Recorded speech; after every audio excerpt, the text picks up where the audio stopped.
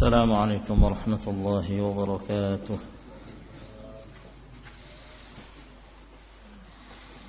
إن الحمد لله نحمده ونستعينه ونستغفره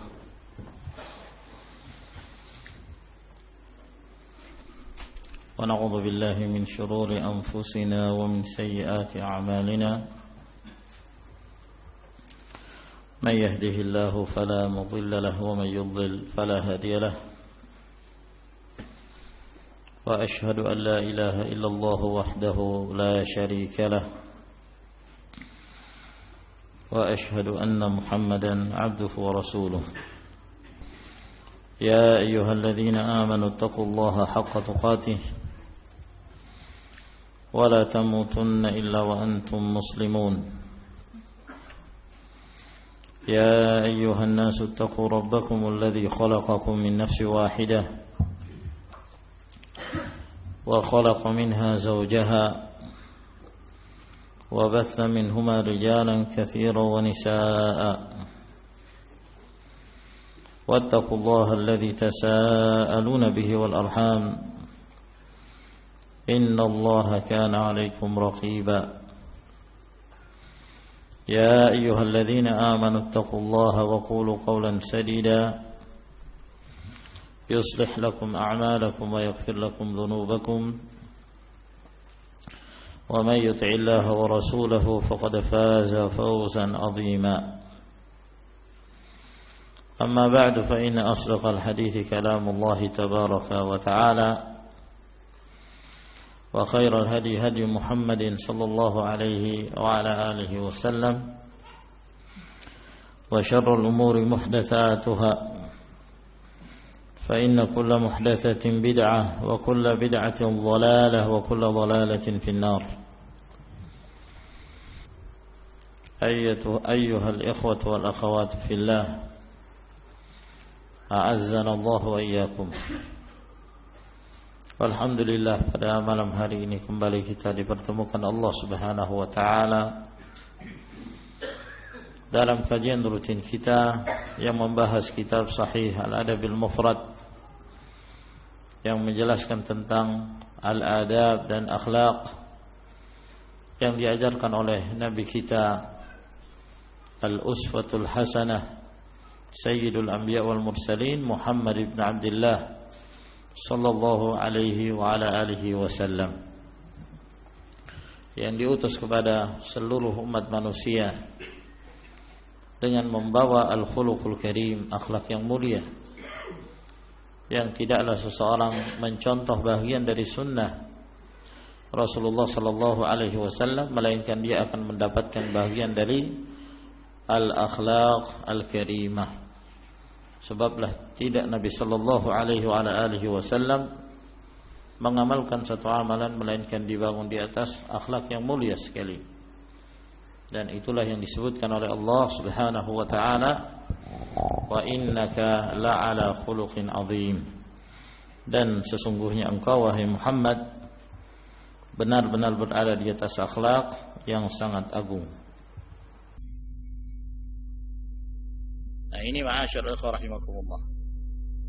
Di sini menunjukkan bahwa boleh bagi orang yang lebih muda untuk berbicara, apalagi jika dibutuhkan, apalagi dalam kondisi tatkala dia diam justru tidak akan mendatangkan kemaslahatan. Namun ketika dia berbicara maslahatnya besar. Maka dalam kondisi seperti ini sebaiknya yang lebih muda berbicara. Mungkin dia memiliki tambahan ilmu yang tidak dimiliki oleh yang lainnya. Namun asalnya sebelum dia berbicara dia melihat terlebih dahulu. Mungkin di majelis tersebut ada orang yang lebih tua darinya, maka dia menahan diri. Namun setelah dia melihat ternyata di majelis tersebut tidak ada yang berbicara, maka diperbolehkan bagi dia untuk berbicara. Dan tidak termasuk di antara akhlak yang buruk apabila dia berbicara karena satu kemaslahatan, karena satu kepentingan, apalagi yang menyangkut kepentingan umat. Nah, Misalnya di majelis tersebut ada seseorang yang mungkin usianya lebih muda, tapi dalam hal ilmu dia mungkin lebih banyak belajar dibandingkan orang-orang yang lebih tua usianya. Sementara majelis tersebut membutuhkan ada yang berbicara, ada yang harus memberi penjelasan tentang kebenaran atau tentang hukum halal haram, atau mana yang hak dan mana yang batil. Setelah dia melihat orang yang lebih tua gak ada yang berbicara, disebabkan karena mungkin mereka tidak memiliki ilmu tentangnya, maka diperbolehkan bagi yang lebih muda usianya untuk berbicara. Dan di sini beliau menyebutkan satu hadis an Ibnu Umar radhiyallahu taala anhuma qala, dari Abdullah bin Umar radhiyallahu taala anhuma, beliau berkata, qala Rasulullah sallallahu alaihi wa ala alihi wasallam, telah bersabda Rasulullah sallallahu alaihi wa ala alihi wasallam, akhbiruni bi syajaratin, kabarkanlah kepadaku tentang sebuah pohon, mathaluha mathalul muslim, yang perumpamaan pohon tersebut adalah perumpamaan seorang muslim, tu'ti ukulaha kulla hinin biizni rabbiha,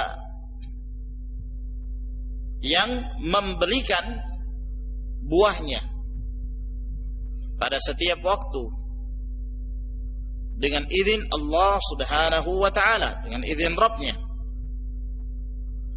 La tahuttu waraquha, di mana daun-daun dari pohon tersebut tidak berjatuhan. Ini pertanyaan dari Nabi sallallahu alaihi wasallam. Fa waqa'a fi nafsi an-nakhlah. Lalu kata Ibnu Umar, aku menemukan jawaban, tapi aku simpan pada diriku. Jawabanku bahwa itu adalah pohon kurma. Tapi beliau tidak berbicara. Fakarihtu an atakallama, aku tidak suka untuk berbicara. Kenapa? Wa thamma Abu Bakr wa Umar radhiyallahu anhuma, sebab di majlis tersebut ada Abu Bakar, ada Umar radhiyallahu taala anhuma. Yani ada orang lebih tua. Apalagi di majelis itu ada ayahnya sendiri, Umar bin Khattab radhiyallahu anhu. Dan bahkan di situ ada Abu Bakar As-Siddiq radhiyallahu taala anhu. Dan mereka ini adalah orang terbaiknya umat ini, orang yang sangat dihormati di tengah-tengah para sahabat radhiyallahu taala anhum setelah Rasulullah sallallahu alaihi wasallam.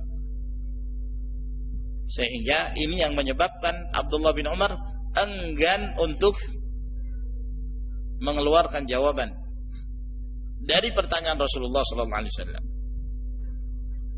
Falamma lam yatakallama, maka tatkala keduanya yaitu Abu Bakar dan Umar tidak berbicara, diam, qala Nabi sallallahu alaihi wa ala alihi wasallam, maka Nabi sallallahu alaihi wasallam pun menjawab sendiri pertanyaannya, karena enggak ada yang menjawab. Semuanya pada diam. Yang tua diam, yang muda juga diam. Maka Nabi sallallahu alaihi wasallam mengatakan, "Hiya an-nakhlah." Iya, an-nakhlah. Pohon itu adalah pohon kurma. Falamma kharajtu ma'a abi, tatkala aku keluar dari majelis itu bersama dengan ayahku, qultu, aku pun mengatakan, "Ya abati, wahai ayahku, waqa'a fi nafsi an-nakhlah." Wahai ayahku, sebenarnya sudah terbetik dalam diriku bahwa itu adalah pohon kurma. Bahwa itu adalah pohon kurma. Jadi beliau menyampaikan kepada ayahnya Umar bin Khattab, sebenarnya saya ingin menjawab bahwa itu adalah pohon kurma. Qala, kata Umar radhiyallahu anhu, ma mana'aka an taqulaha? Apa yang menyebabkan kamu, apa yang menghalangi kamu untuk mengatakannya, untuk menjawabnya? Lau kunta qultaha kana ahabba ilayya min kadza wa kadza. Kalau seandainya engkau menjawab, engkau yang menyampaikan, yang mengucapkan jawabanmu, maka itu lebih aku sukai daripada ini dan itu. Yani beliau bangga melihat anaknya yang cerdik, yang berilmu, yang mampu menjawab pertanyaan Rasulullah sallallahu alaihi wasallam. Qala, kata Abdullah bin Umar radhiyallahu ta'ala anhuma, ma mana'ani illa lam araka wala Aba Bakrin takallamtuma. Tidak ada yang mencegah aku untuk berbicara, melainkan aku tidak melihat kamu dan tidak melihat Abu Bakar berbicara. Fakarihtu, maka aku pun tidak suka untuk berbicara ketika aku melihat engkau dan Abu Bakar As-Siddiq diam dan tidak berbicara. Hadis ini sahih dan bahkan diriwayatkan pula oleh Al-Imam Al-Bukhari dan Al-Imam Muslim rahimahumullahu ta'ala dalam sahih keduanya. Di dalam hadis ini, ma'asyiral muslimin rahimakumullah, Abdullah bin Umar radhiyallahu ta'ala anhuma mengabarkan bahwa satu ketika mereka sedang bermajlis bersama Rasulullah sallallahu alaihi wasallam. Nah, dalam majelis itu Rasulullah sallallahu alaihi wasallam menyampaikan sebuah pertanyaan di majelis. Dan sebelum itu, sebelum Rasulullah sallallahu alaihi wasallam melontarkan pertanyaannya, dalam riwayat yang lain, dalam riwayat Al-Imam Al-Bukhari,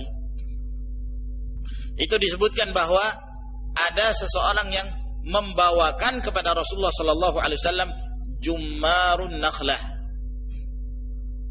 Jummar, yang dimaksud jummar itu bagian dalam yang ada di pohon kurma, bagian atasnya warnanya putih, ya, warnanya putih dan rasanya lezat.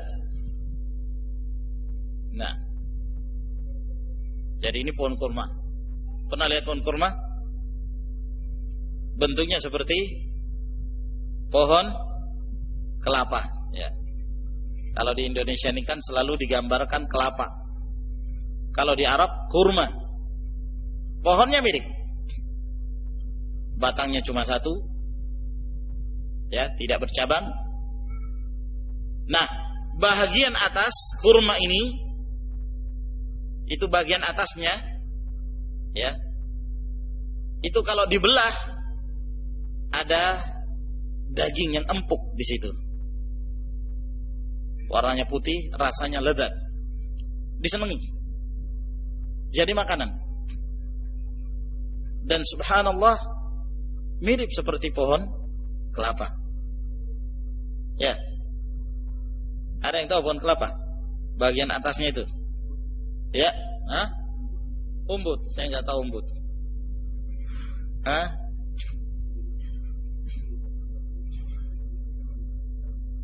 Bagian atas ini kelapa, ya, ini pohon kelapa. Bagian atasnya itu, ini kan daunnya, ya, sebelum bukan di daunnya, ya, tapi di tengah-tengah itu umbut. Nah, itu dimakan, enak itu. Nah, subhanallah, ada kemiripan. Nah, itu dibawa ke majelis Nabi sallallahu alaihi wasallam. Makanlah Rasulullah alaihi wasallam dan makanlah para sahabat radhiyallahu ta'ala anhum yang ada di majelis itu. Nah, dalam majelis itulah setelah dibawakan kepada Nabi sallallahu alaihi wasallam jummar tersebut, barulah Nabi sallallahu alaihi wasallam melontarkan pertanyaan ini di majelis itu. Kata Rasulullah sallallahu alaihi wasallam, "Akhbiruni bi syajaratin." Kabarkanlah kepadaku tentang sebuah pohon yang perumpamaan pohon itu perumpamaan seorang muslim. Perumpamaan pohon itu perumpamaan seorang muslim. Dalam hal apa perumpamaannya? Dalam hal memberi manfaat. Dalam hal manfaatnya. Tentunya orang-orang Arab jauh lebih mengetahui tentang fungsi dan manfaat pohon kurma. Mulai dari akarnya sampai ujung daunnya. Dan mereka menyebutkan bahwa pohon kurma ini, subhanallah, semuanya bermanfaat. Pohon kurma ini semuanya bermanfaat. Oleh karena itu, Rasulullah sallallahu alaihi wasallam mempermisalkan seorang mukmin yang memberi manfaat untuk dirinya dan untuk orang lain seperti pohon kurma. Hal ini mirip dengan apa yang difirmankan oleh Allah Subhanahu wa taala dalam surah Ibrahim. Ketika Allah Subhanahu wa taala menjelaskan tentang kalimatan thayyibah. Alam tara kaifa daraballahu mathalan kalimatan thayyibah ka syajaratin thayyibatin asluha thabitun wa far'uha fis sama' tu'ti ukulaha kulla hinin bi'izni rabbiha. Tidakkah engkau melihat Allah Subhanahu wa taala menyebutkan sebuah perumpamaan kalimatan thayyibah, kalimat yang baik, kalimat la ilaha illallah, kalimat tauhid. Perumpamaannya seperti pohon yang baik. Yang dimaksud pohon yang baik inilah yang disebutkan oleh Nabi sallallahu alaihi wasallam, pohon kurma. Oleh karena itu pohon kurma adalah pohon yang terbaik yang ada di muka bumi ini. Dalam hal manfaatnya, dalam hal berkahnya. Nah, perhatikan pohon kurma ini. Ya. Kata para ulama, semuanya bermanfaat. Mulai dari batangnya sampai daunnya dan yang lainnya. Nah, batangnya bermanfaat. Untuk apa? Untuk jadikan tiang, ya, tiang rumah, tiang masjid, atau dibuat jadi papan atau yang semisalnya. Ya, kita nggak tahu sih. Mereka tentunya jauh lebih mengetahui manfaat dari pohon kurma itu. Terus daunnya dibuat jadi biasanya untuk atap, ya, biasanya untuk atap. Kalau di Indonesia ini seperti atap apa itu? Hah? Nipah. Nah, itu digunakan. Nah, dan bagian-bagian yang lainnya. Walhasil semuanya bermanfaat. Apalagi buahnya. Ya, sangat bermanfaat. Dimulai dari mudanya kurma itu sudah bermanfaat. Yang disebut rutop. Ya. Kurma muda. Luar biasa nikmatnya. Nah, seorang makan itu seperti makan buah. Nikmat sekali. Nah, kemudian setelah itu jadi mengkal, ya, jadi busur namanya, busur. Kemudian setelah itu jadi tamar, jadi kurma, dan bermanfaat untuk seluruh manusia. Nah, disimpan dalam waktu yang lama, bertahun-tahun, bertahan kurma itu. Sehingga Rasulullah sallallahu alaihi wasallam memperumpamakan pohon kurma tersebut, begitulah keadaan seorang muslim yang selalu memberi manfaat. Oleh karena itu, dalam satu riwayat, dalam hadis Abdullah bin Umar, kata Nabi sallallahu alaihi wasallam, ahabbun nasi ilallah anfa'uhum. Manusia yang paling dicintai Allah Subhanahu wa taala adalah yang paling bermanfaat. Yang paling bermanfaat. Dalam riwayat At-Tabarani dari hadis Abdullah bin Umar, kata Nabi sallallahu alaihi wasallam, "Matsalul mu'min matsalun nakhlah. Ma akhadta minha min syai'in nafa'aka." Perumpamaan seorang mukmin itu seperti pohon kurma. Apa saja yang kamu ambil dari pohon kurma itu pasti bermanfaat bagi kamu. Pasti bermanfaat bagi kamu. Kalau biji kurma manfaat ya? Hah? Orang biasanya makan bijinya dibuang. Itu manfaat gak? Ya, mereka menyebutkan bermanfaat. Cuma saya belum tahu manfaatnya untuk apa. Ya. Namun ada satu faedah yang hubungannya dengan firman Allah Subhanahu wa taala, di mana Allah Jalla wa Ala selalu menyebutkan bahagian-bahagian dari biji kurma ini. Saya kira insyaallah semuanya pernah makan kurma dan tahu ciri-ciri bijinya. Gimana bentuk biji kurma itu? Hampir semua sama. Bentuknya gimana? Lonjong. Kemudian bagian luarnya ada selaput tipis, iya kan? Ada kulit yang sangat tipis. Bagian luar biji itu, setelah kita makan kurmanya, ya, di bagian luar itu ada kulit yang sangat tipis yang membungkus biji kurma itu. Paham? Kemudian di bahagian kurma itu ada garis bagian punggungnya, iya kan? Kemudian di bagian kurma itu ada titik,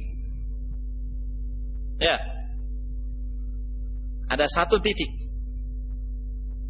Dan subhanallah, ini ketiga bagian dari kurma ini, qitmir, ya, an-naqir, ini disebutkan oleh Allah Subhanahu wa taala dalam Al-Qur'an Al-Karim. Nah, seperti dalam surah An-Nisa dan yang lainnya. Ada yang disebut qitmir, an-naqir dan al-fatil. Seorang penyair Arab mengatakan, "Innal fatila man tawa fi syiqqi minan nawati qalahu dzul hidqi wa nuqtatun fi dhahriha an-naqiru wal qishratul bayda hiya al-qitmiru."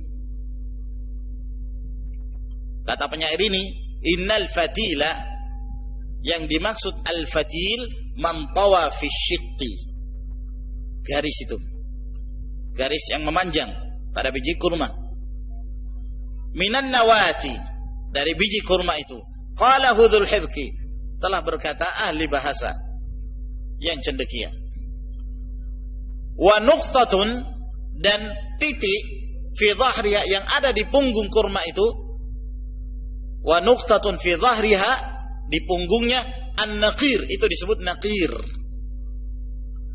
wal qishratul bayda, dan selaput kulit yang sangat tipis yang berwarna putih, hiyal qitmiru, itu disebut qitmir. Al-fatil, an-naqir, dan al-qitmir. Ini tiga lafaz ini disebutkan di dalam Al-Qur'an Al-Karim, ya, untuk membantah orang-orang musyrikin yang mereka menyembah kepada selain Allah Subhanahu wa taala. La yamlikuna min qitmir, ya, orang-orang yang mereka sembah itu qitmir saja enggak punya, ya. Kok mereka meminta kepada orang mati? Kok mereka meminta kepada selain Allah Subhanahu wa taala? Padahal mereka yang selain Allah itu qitmir saja enggak punya. Artinya bahagian yang kecil dari biji kurma saja itu mereka tidak punya. Kok mereka mintanya macam-macam? Minta rezeki kepada orang mati, ya, minta panjang umur pada orang mati, minta dilapangkan rezekinya dan seterusnya, minta agar diberikan jodoh yang baik kepada orang mati. Kitmir saja nggak punya, fatil saja nggak punya, nakir saja nggak punya. Apa mungkin mereka akan mengabulkan yang lebih dari itu? Jadi Allah Subhanahu wa taala menyebutkan ini untuk membantah perbuatan orang-orang musyrikin yang menyembah kepada selain Allah Subhanahu wa taala, yang tidak mampu mendatangkan manfaat dan menolak kemudaratan dari mereka. Nah, ini salah satu manfaat tentunya, bagian dari biji kurma. Nah, jadi seluruh bagian dari pohon kurma itu semuanya bermanfaat. Itulah yang disebut dengan berkah. Itu yang disebut dengan barokah kalau bahasa Arabnya. Makanya dalam riwayat yang lain, hadis Abdullah bin Umar ini, kata Nabi sallallahu alaihi wasallam, barakatuha ka barakatil muslim. Berkahnya pohon kurma itu sama seperti berkahnya seorang muslim yang selalu memberi manfaat. Mungkin kita yang di Indonesia ini mengatakan, oh, ada yang mengalahkan pohon kurma, pohon kelapa. Kita berbangga dengan pohon kelapa, ya kan? Makanya dijadikan lambang dalam pramuka. Nah, karena pramuka katanya orang yang siap untuk selalu memberi manfaat. Ya, pohon kelapa bermanfaat ya.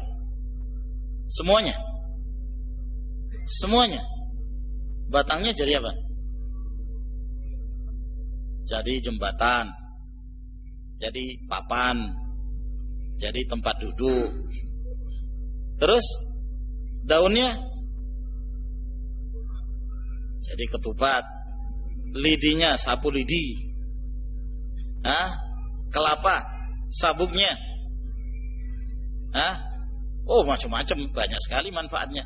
Tempurungnya jadi apa? Bakar sate. Nah, dan yang lain-lainnya biasanya jadi perhiasan. Ada juga yang membuat perhiasan. Apalagi isinya. Nah, isinya jadi apa? Kelapa. Nah, cuman apa yang membedakan? Nah ini. Yang membedakan adalah fungsi dari buahnya. Bandingkan antara buah kurma dengan kelapa.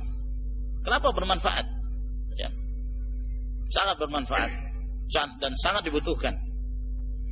Akan tetapi tidak butuhnya kebutuhan manusia kepada kurma itu lebih.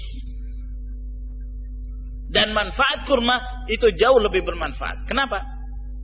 Oleh karena itu mereka, khususnya bangsa Arab, mereka menjadikan kurma ini sebagai makanan pokok mereka yang bertahan dalam jangka waktu yang lama.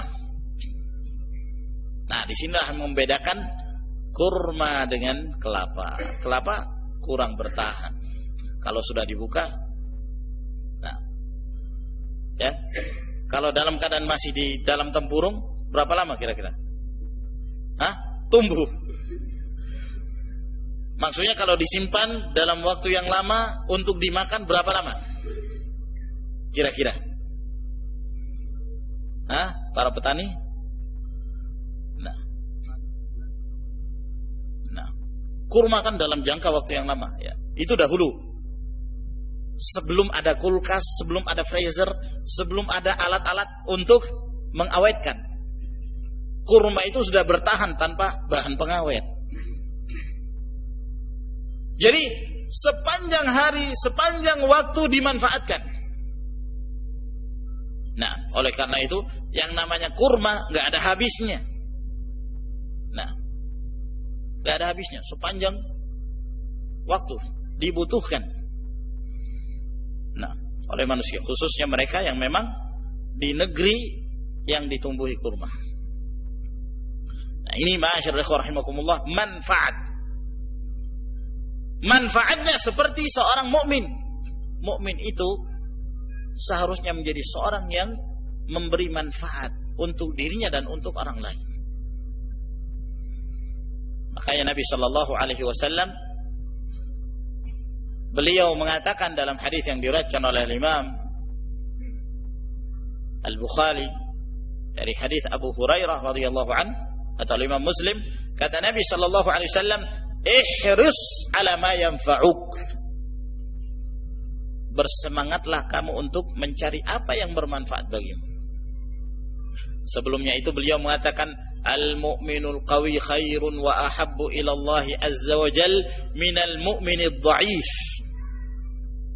Seorang mukmin yang kuat itu lebih dicintai oleh Allah Subhanahu wa taala dan lebih baik daripada seorang mukmin yang dhaif, yang lemah, yang lemes. Ya. Disuruh berangkat jihad, aduh lemah, sakit-sakitan. Ini berbeda dengan seorang yang punya kekuatan dalam beribadah. Kekuatannya dimanfaatkan untuk mendekatkan diri kepada Allah Subhanahu wa taala. Ini lebih dicintai Allah Subhanahu wa taala. Kenapa? Karena manfaatnya lebih banyak. Ya. Ketika ada seorang muslim membutuhkan pertolongan di tengah jalan, mobilnya mogok, butuh ada yang mendorong. Kalau mukminnya lemes, gak bisa apa-apa dia. Wah, saya gak usah turun dah membantu. Ya, adanya saya seperti gak ada, karena gak bisa dorong. Tapi kalau seorang mukmin punya kekuatan, dia bisa mendorong, bahkan mungkin sendirian dia bisa membantu. Luar biasa manfaatnya. Nah, dan itu lebih dicintai Allah Subhanahu wa ta'ala. Jadi jelas bagi kita, perumpamaan yang disebutkan oleh Nabi sallallahu alaihi wasallam seperti perumpamaan muslim dalam hal manfaat. Nah, maka demikianlah seorang mukmin. Seorang mukmin yang memiliki iman, semakin sempurna keimanannya, semakin besar manfaatnya. Oleh karena itu, orang yang paling mulia di sisi Allah Subhanahu wa taala siapa? Rasulullah sallallahu alaihi wasallam. Karena beliau tidak satu pun dari umat ini yang mendapatkan hidayah melainkan itu bagian dari jasa Rasulullah sallallahu alaihi wasallam. Sehingga siapapun yang memiliki keimanan dari kalangan umat ini, maka Rasulullah sallallahu alaihi wasallam mendapatkan bahagian kebaikan. Man dalla ala khairin falahu mithlu ajri fa'ilihi. Barang siapa yang menunjukkan pada satu kebaikan, maka dia mendapatkan pahala seperti pahala orang yang melakukannya. Dia belum melakukan, ada orang yang melakukan apa yang dia tunjukkan pada kebaikan, dia telah mendapatkan pahala. Jadi luar biasa, manfaat yang besar sekali. Ma'asyiral rahimakumullah. Tu'ti ukulaha kulla hinin bi'izni rabbiha, yang memberikan buahnya pada setiap waktu. Nah, inilah kurma yang bermanfaat. Di saat dia masih muda sudah dimanfaatkan, sudah bisa dimakan, meskipun kurang bertahan, karena memang dia bentuknya statusnya seperti buah, sehingga dimakan pada saat mudanya. Ingin dipertahankan, tidak dipetik sampai matang, jadilah tamar. Jadi kurma yang bertahan dalam waktu yang lama, dimanfaatkan oleh kaum muslimin, dimanfaatkan oleh manusia. Jadi makanan mereka, bahkan makanan pokok mereka. Nah, dengan izin Allah Subhanahu wa taala, dengan izin Allah tabaraka wa taala, lalu kata Nabi sallallahu alaihi wasallam, la tahuttu waraquha, daunnya itu tidak berjatuhan. Daunnya tidak berjatuhan. Dalam riwayat yang lain yang diriwayatkan oleh Bukhari dan Muslim, kata Nabi sallallahu alaihi wasallam, la yatahattu waraquha wala. Daunnya itu tidak berjatuhan dan tidak demikian. Maksudnya Nabi sallallahu alaihi wasallam sedang menyebutkan sifat-sifat dari pohon kurma yang tidak ada efek negatifnya. Ya, tidak ada efek negatifnya. Maka begitu pula seorang mukmin. Hendaknya seorang mukmin adalah seorang yang memberi manfaat kepada manusia, bukan mendatangkan kemudaratan. Menyampaikan kebaikan kepada manusia, bukan mengantarkan mereka kepada keburukan. La darara wa la dirar. Tidak boleh mendatangkan kemudaratan, baik untuk diri sendiri ataukah untuk orang lain. Sampaikan al-haq, sampaikan kebenaran, jadikan orang lain bermanfaat pada diri mereka dan kepada yang lainnya pula, sebagaimana kita berusaha menjadikan diri kita bermanfaat untuk diri kita sendiri dan untuk orang lain. Oleh karenanya, ma'asyiral muslimin rahimakumullah, semakin kuat keimanan seseorang, maka semakin besar manfaatnya. Allah Subhanahu wa taala berfirman, asluha tsabitun wa far'uha fis sama'. Asal dari pohon itu kokoh dan cabangnya ke atas. Ya. Yang dimaksud di situ adalah cabang-cabang keimanan. Nah, mengapa Allah Subhanahu wa taala menyebutkan asluha tsabit wa far'uha fis sama'? Lalu kemudian Allah Subhanahu wa taala menggambarkan kondisi iman seseorang seperti itu. Semakin kuat akar dari sebuah pohon, maka semakin mampu dia mempertahankan cabang-cabangnya atau semakin menjulang tinggi, itu tidak jadi masalah selama akarnya kuat. Asluha tsabitun wa far'uha fis sama', dan cabangnya tinggi menjulang ke atas. Nah, maka demikian pula seorang mukmin, semakin kuat imannya, ya, semakin kuat iman yang terdapat di dalam kalbunya, maka semakin besar pula manfaatnya. Semakin besar pula kebaikan yang akan dia sampaikan kepada yang lainnya. Nah, pohon kurma itu, ma'asyiral muslimin rahimakumullah, selalu membutuhkan air. Selalu membutuhkan air. Makanya perairan terus. Mereka yang punya pohon kurma, kebun kurma, itu terus perairan. Nah, semakin banyak air yang diserap oleh pohon kurma, maka semakin menguatkan akarnya dan semakin memperbaiki tumbuhannya, pohonnya semakin kokoh.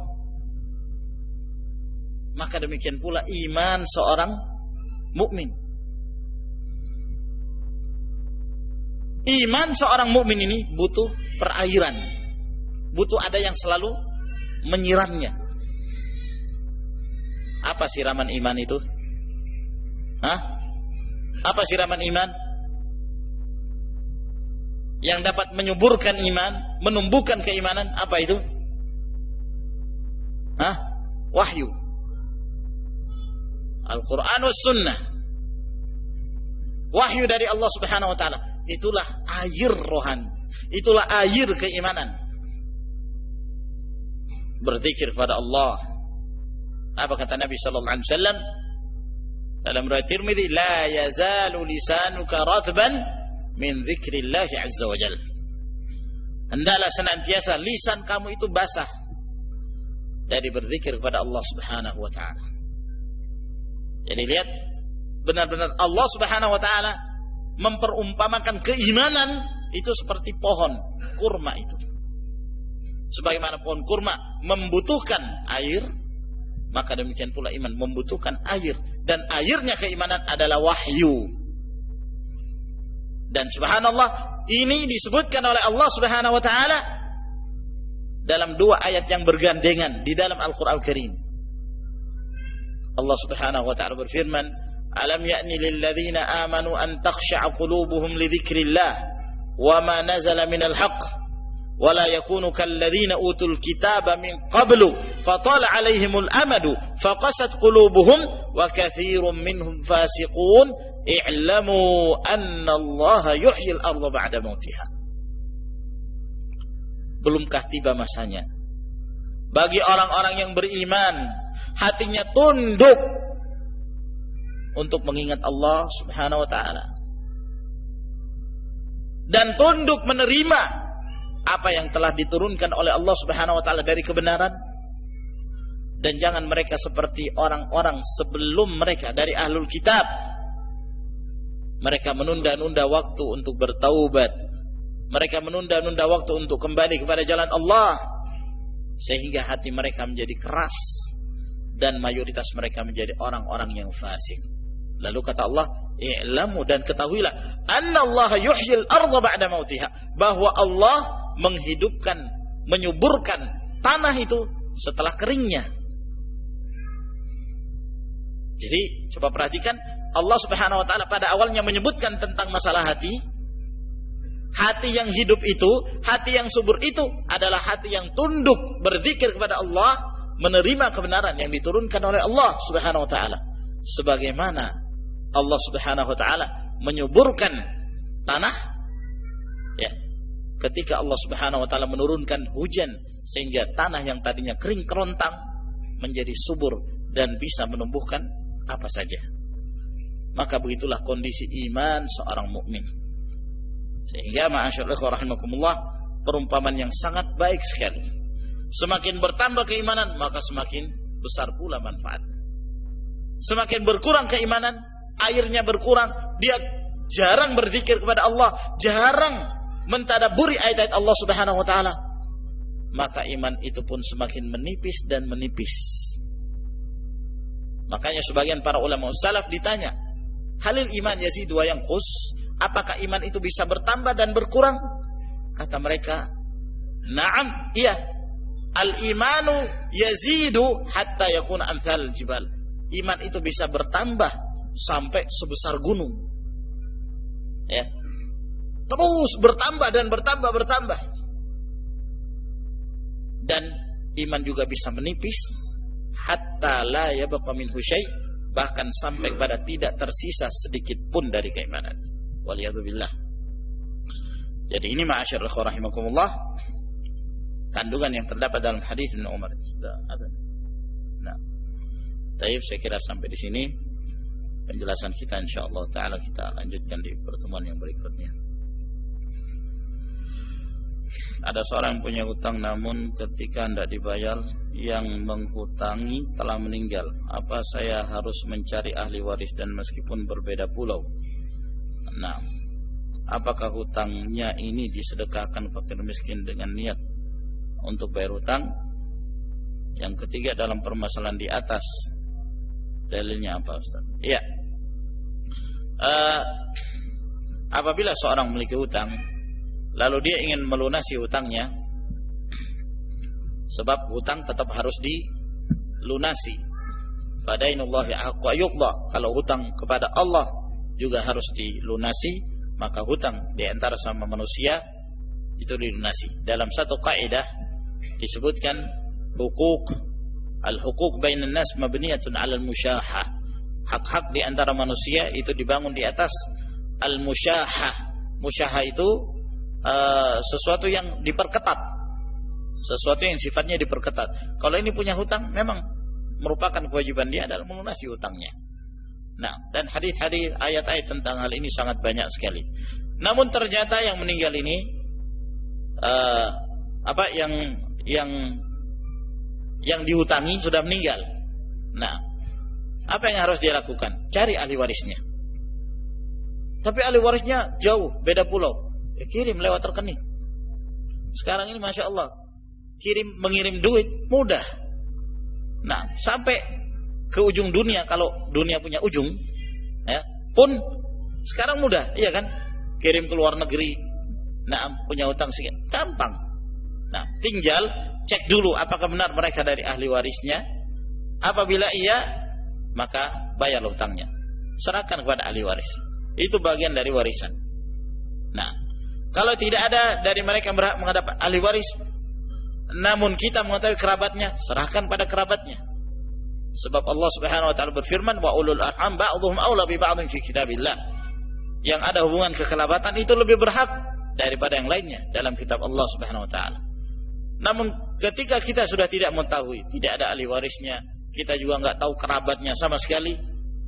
Yang kita ketahui si fulan hidup sebatang kara, tidak ada hubungan dengan yang lain. Nah, kalau dalam keadaan seperti ini disedekahkan dan diniatkan bahwa sedekah ini bukan dari dia namun dari yang dia pernah meminjam atau berhutang padanya. Nah, dan insyaallah taala itu menjadi simpanan akhirah bagi orang yang meninggal tersebut. Wallahu a'lam bishawab. Wa akhiru da'wana alhamdulillahirabbil alamin. Wassalamualaikum warahmatullahi wabarakatuh.